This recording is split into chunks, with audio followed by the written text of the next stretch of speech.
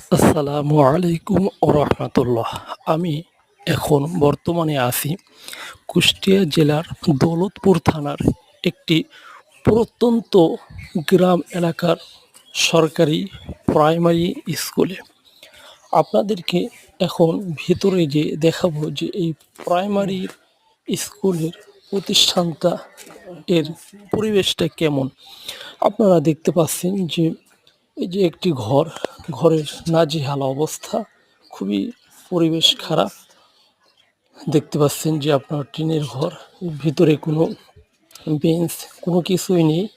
এবং আপনাদেরকে পাশে দুইটা রুম দেখাচ্ছি, এই রুমেরও অবস্থা তেমন ভালো নেই।